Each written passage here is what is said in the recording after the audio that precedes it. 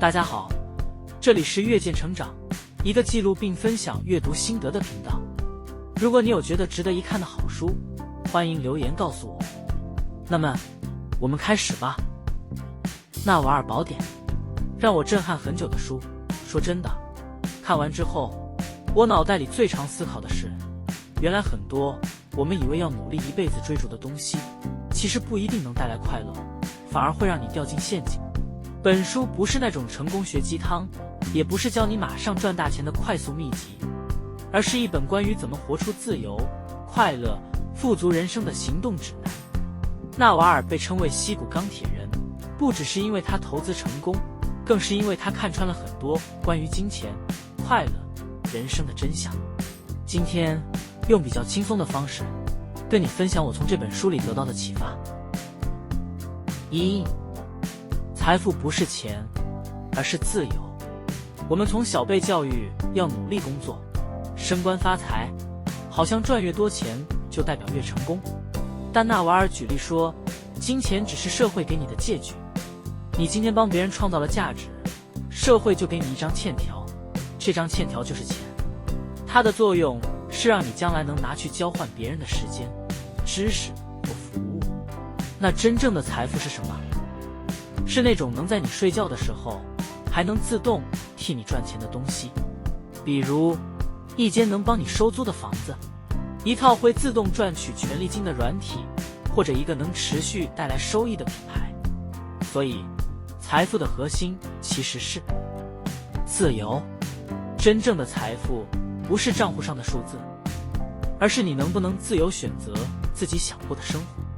想象一下，如果你现在有个工作，薪水再高，但每天都要做自己讨厌的事，不能决定自己的时间，你真的会觉得那是富有吗？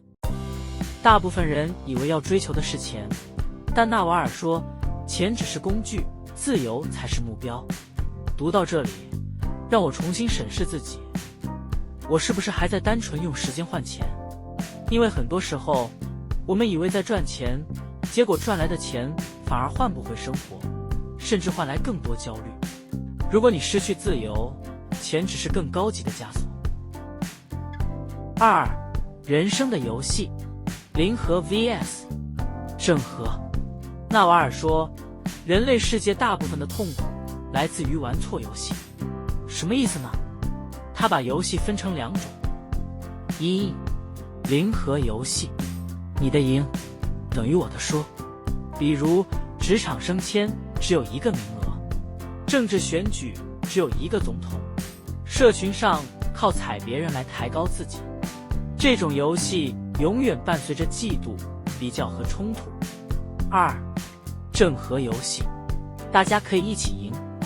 比如创作、科技创新、创业，你的成功不会影响我的成功，反而可能互相拉抬，一起把饼做大。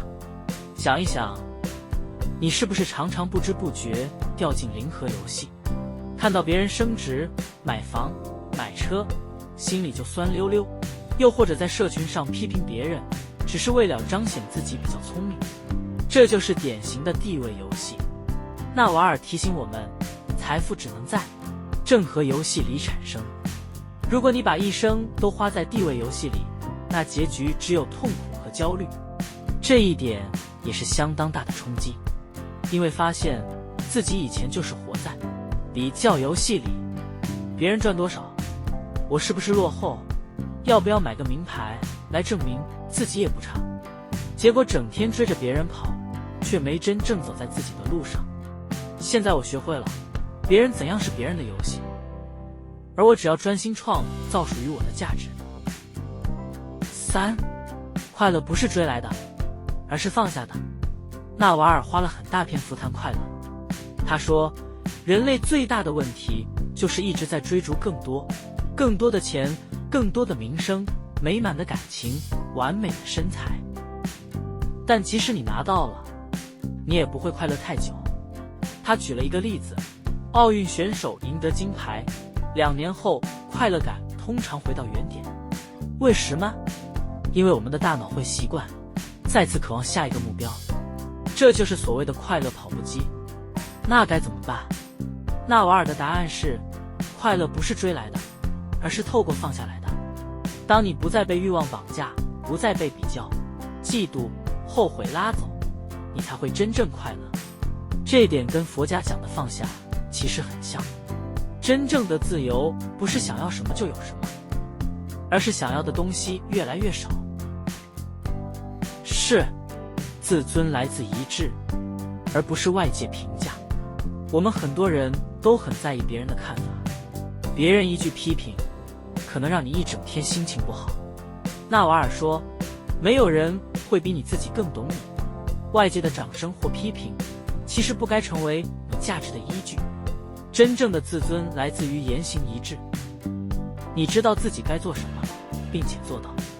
比如，你答应自己每天运动30分钟，最后真的做到了，那种成就感比别人夸你100句还实在，因为那是你跟自己的约定，而不是依靠别人的掌声。读到这里，我想到一句很有力量的话：你唯一需要取悦的人，就是镜子里的自己。在做自己这件事，没人能比自己更在行，努力去打造一个独一无二的自己吧。5. 建立财富的正确方式：专业加杠杆加长期。纳瓦尔宝典里也有谈到很实用的如何致富的方法，但他说的致富并不是让你去投机取巧，而是用正确的方式长期累积价值。纳瓦尔提到3个关键： 1. 专业，找到你热爱、稀缺且能被市场需要的能力。 2.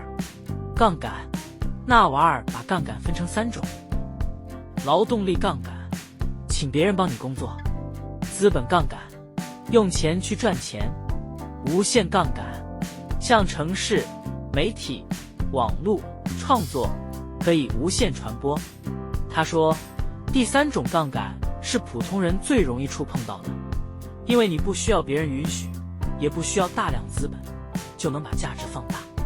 这也是为什么现在一个20几岁的年轻 YouTuber 可能比大企业 CEO 还有钱。3.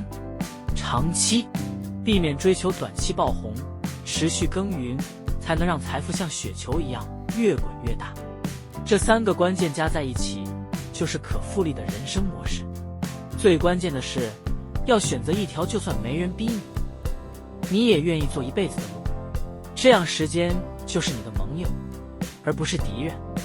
纳瓦尔还提到不靠运气致富，相信很多人觉得别人成功有一部分靠的是运气，但这里纳瓦尔把运气分成4种：盲目运气，完全随机，比如买乐透中奖；努力运气，因为你不断努力，最后刚好被机会撞到；准备运气，你专注某一领域多年，于是比别人更容易抓住好机会；人格运气，因为你打造了独一无二的角色，好运自动找上你。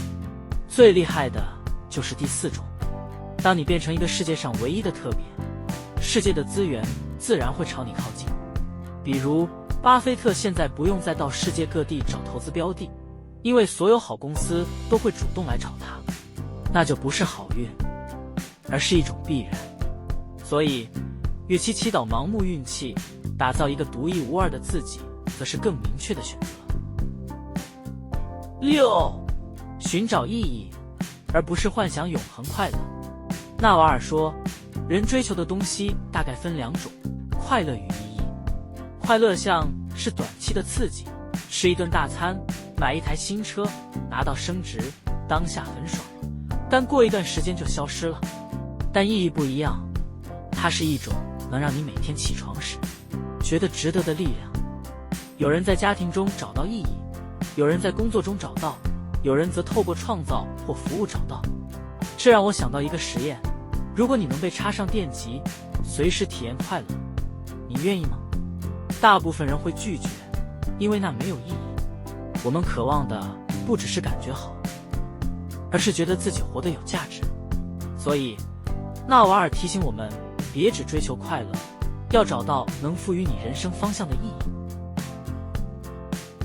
7. 终身学习才是真正的投资。纳瓦尔宝典里有一段话我很喜欢：你活得够久，就会成为哲学家。意思是说，人生的体验会慢慢教你什么才重要。哲学不是一堆书上的大道理，而是你从经验里萃取出来的真相。所以，当我们在烦恼、焦虑、比较时，不妨退一步，问自己：这件事在5年后还重要吗？这真的是我想要的吗？如果今天是人生最后一天，我还会这样选择吗？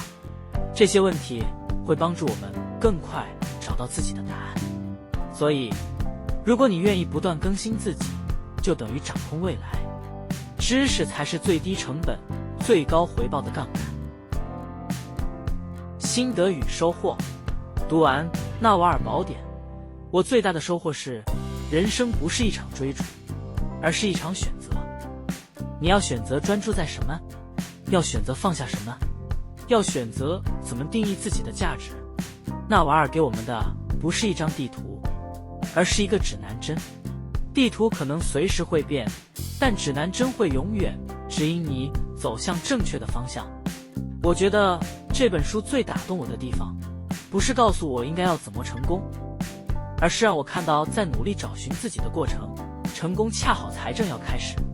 最后，如果你问我这本书值不值得看，我会说非常值得，因为它不是单纯的成功学，而是教你一个更宏观的思维方式。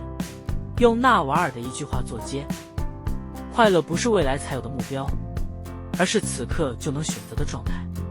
如果你正在追逐某种东西，却一直觉得不快乐，也许该停下来问问自己，这真的是我想要的吗？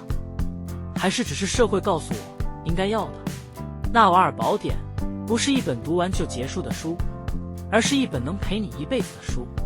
希望借由这本书的分享，能让你也开始思考，对你而言，真正的财富是什么？